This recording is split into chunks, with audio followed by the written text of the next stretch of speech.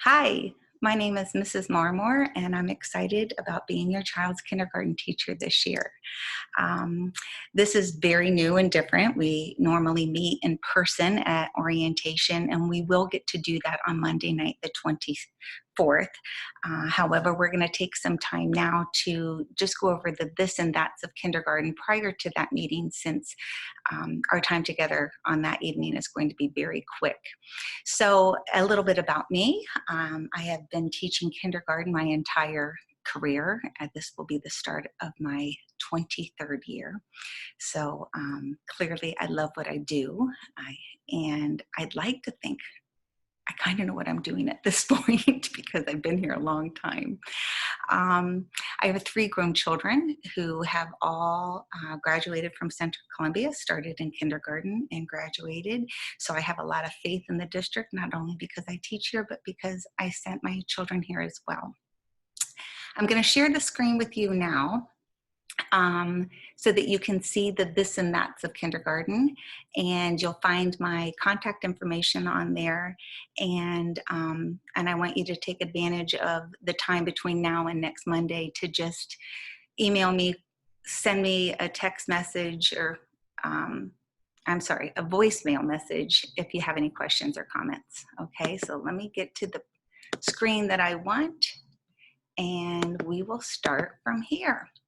So welcome to kindergarten. My room number is on here. I am called KU because we spell out Blue Jay. So if you're ever dropping anything off, you can say, oh, it's Mrs. Marmor, she's KU. But my email address is here, as well as the school phone and the extension to reach me. Once the school year starts, I encourage you to email me. That's the quickest way I can respond to you. But clearly, if it's something that we need to discuss on the phone, absolutely give me a call and I will get back to you as soon as possible. Our school day starts, the buses start arriving at 8:25, but then our school day starts at 8:45. I encourage you to try to get your child to school as close to the 8:25 mark as you can, for one reason only. Routines and our unpacking in the morning can take some time. And when children come in right when the bell is going to ring, it kind of sets the tone for our day. And they seem to get a little panicky, or they get upset when they see that they missed an activity that their peers got to do while we were waiting for everybody to show up. A lot of times I'll even start like our prep work for an activity that we're going to do later. Certainly, every family's different, dynamics are different, and you get your child there when you can. But I would just encourage you, the sooner the better. If you're dropping your child off, you're going to use the cafeteria doors. That's new this year for K and 1 students. And if you have older children in your home, you're going to use the 4th grade wing. This will all take place in the East End parking lot. And prior to coming into the building, there will be a staff member outside taking a temperature. So anything above a 100.4, we will ask you to take the child back home. Dismissal will also take place if you're dropping your child off in the East End parking lot, and you will use the cafeteria doors.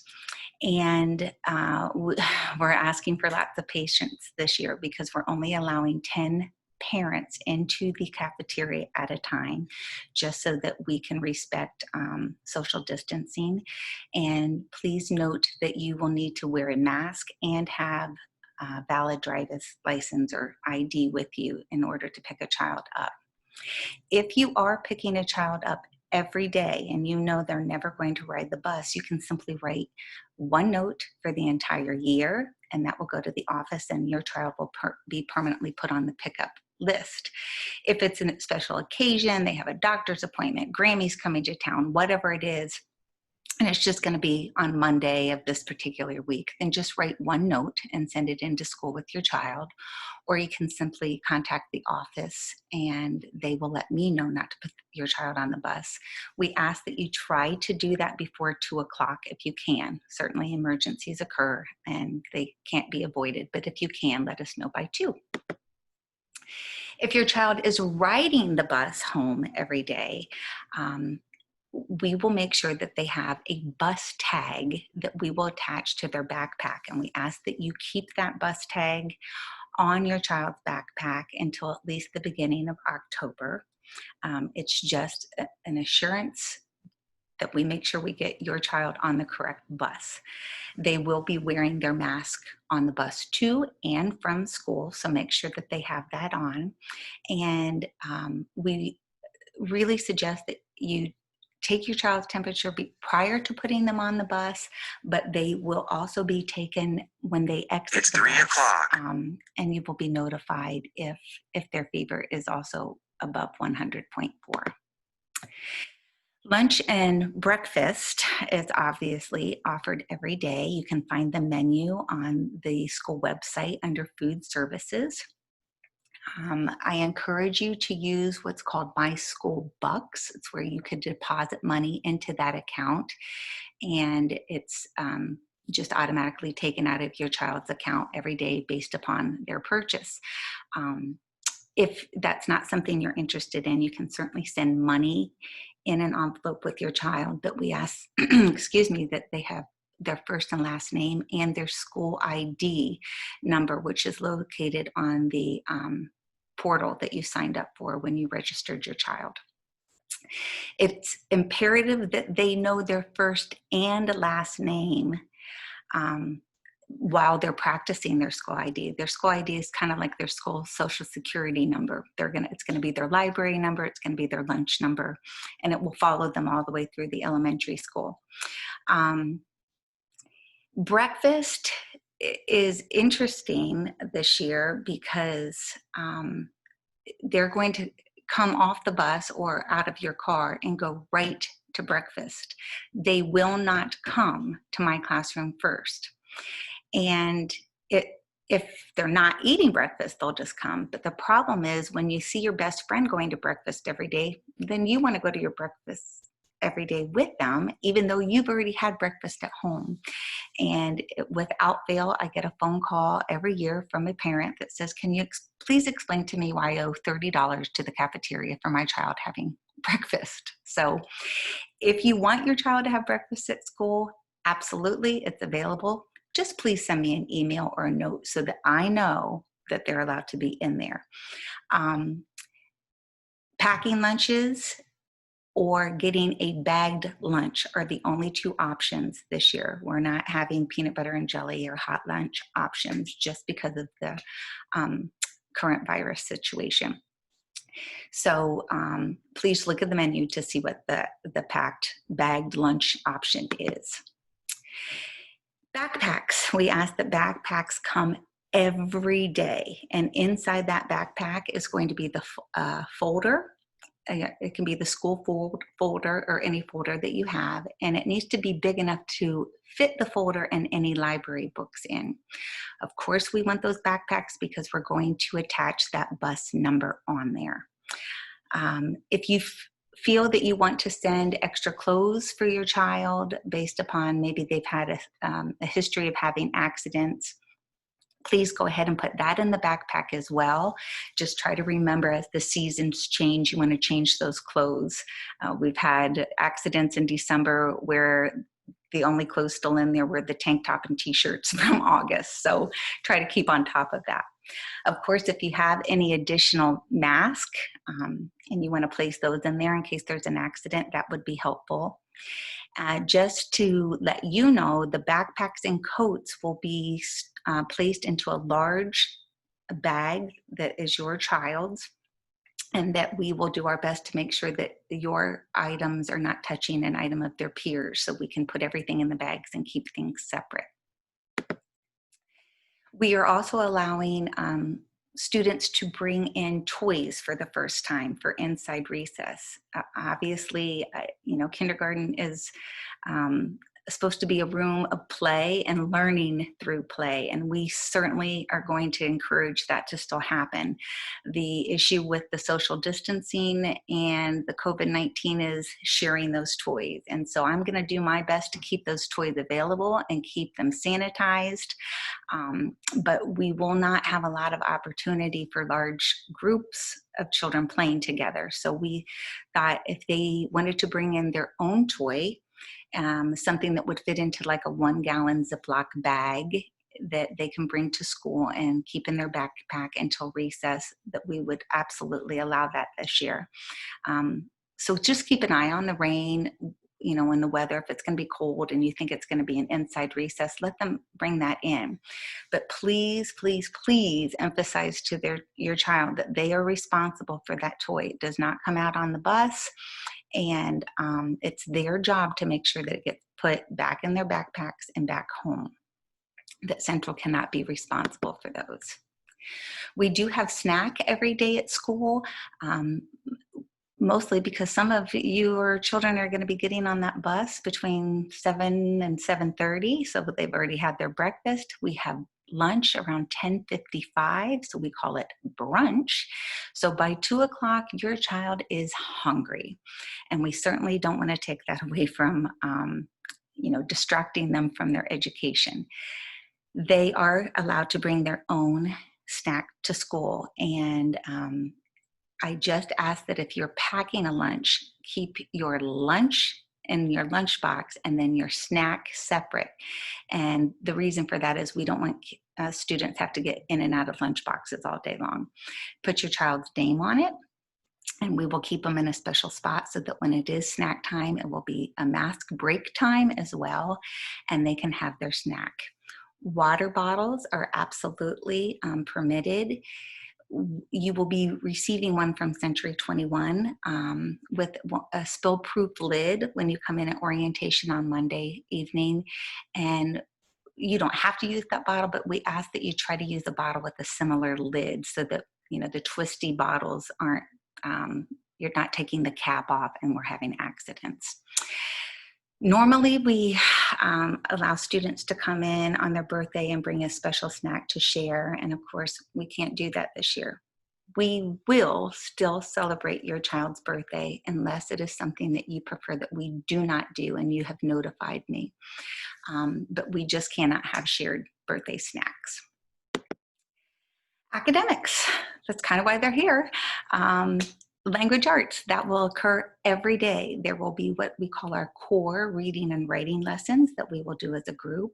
And then we will also do what we do, what we call our guided reading lessons, where it allows me to take your child's specific strengths and needs and work in on those particular skills with your child.